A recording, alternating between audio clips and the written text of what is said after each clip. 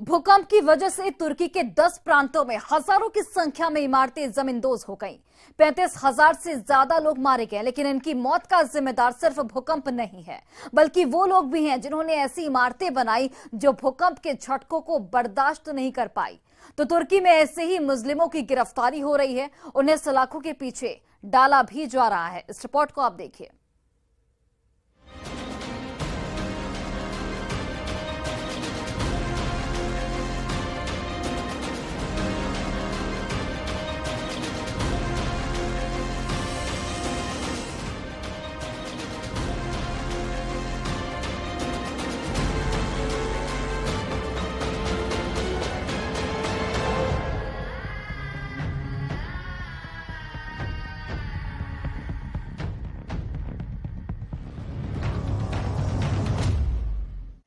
ये मंजर तो याद ही होगा।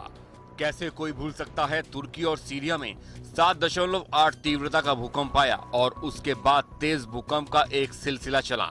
जो इमारतें शान से खड़ी थी वो धराशायी होने लगी। एक के बाद एक इतनी ज्यादा इमारतें कुछ ही वक्त में गिरी जितनी तुर्की के इतिहास में कभी नहीं गिरी थी।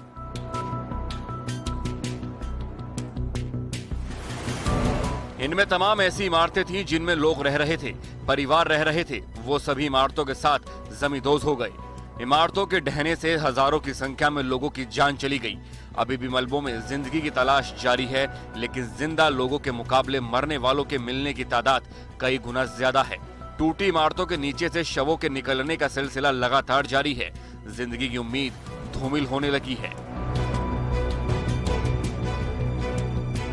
अब सवाल है कि इतनी ज्यादा मौतों का जिम्मेदार कौन है? क्या सिर्फ कुदरत पर इसका ठिकरा फोड़ा जा सकता है, या फिर इसके असल गुनहगार वो हैं जिन्हें ये पता था कि तुर्की, सीरिया और ईरान एक ऐसे बेल्ट पर बसा है जहां ऐसे बड़े भूकंप की आशंका बहुत ज्यादा होती है, और फिर भी उन्होंने ऐसी इमारतें तैयार की जो 7.8 तीव्रता के भूकंप को सह नहीं सकी और धड़ाम होती चली गईं।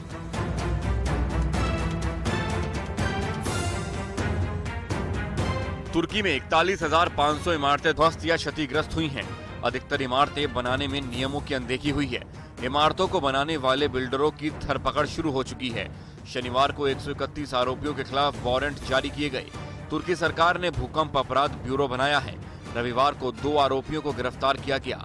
दोनों पर इमारत में कॉलम कम करने का आरोप है। कॉलम कम करके रूम बनाने का आरोप है।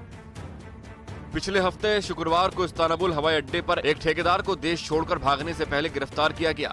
इस ठेकेदार पर आरोप है कि आतंकिया में नियमों की अनदेखी करके एक 12 मंजिला आलीशान इमारत तैयार की जो भूकंप में धराशायी हो गई और कई लोगों की मौत हो गई। ऐसे गुनहगारों की धरपकड़ जारी है जिसमें ठेकेदार, आर्किटेक्ट, इंजीनियर और दूसरे आरोपी शामिल हैं। 10 प्रांतों में इन आरोपियों की तलाश की जा रही है। उन्हें हिरासत में लिया जा रहा है। दियारबाकिर प्रांत में भी ऐसे 39 आरोपियों को हिरासत में लिया गया था, जिनमें से 15 को गिरफ्तार कर लिया गया है। तुर्की के लोगों में गुस्सा है और उनका मानना है कि मई में होने वाले संसदीय और राष्ट्रपति के चुनाव से पहले अपनी छवि को सुधारने की कोशिश में सरकार सिर्फ खाना पूर्ति करने में लगी है। जबकि पश्चिमी मीडिया की रिपोर्ट में दावा किया गया है कि तुर्की में साल 2018 में अवैध निर्माणों को माफी देने के लिए एक स्कीम लाई गई थी, जिसके तहत 75 लाख ऐसी इमारतों को कुछ फीस लेकर माफी दे दी गई थी जो अवैध तरीके से बनाई गई थी। वहीं पश्चिमी मीडिया की रिपोर्ट में यह भी बताया गया है कि पर्यावरण और शहरी मंत्रालय के 2020 के आंकड़ों के मुताबिक तुर्की में लगभग आधी इमारतें भूकंप सुरक्षा नियमों का उल्लंघन करके ही बनाई गई हैं। और तुर्की में भूकंप की वजह से एक तरफ जहां हजारों इमारतें तबाह हो गई हैं, तो वहीं कई जगह हाईवे को भी नुकसान पहुंचा है। कई हाईवे भूकंप से पूरी तरह से तबाह हो चुके हैं। हाईवे न सिर्फ बीच से टूट चुका है, बल्कि उसका एक हिस्सा 10 से 12 फीट नीचे तक धंस चुका है, और इस वजह से राहत और बचाव कार्य में भी काफी दिक्कतें आ रही हैं। इस रिपोर्ट को आप गौर से देखिए।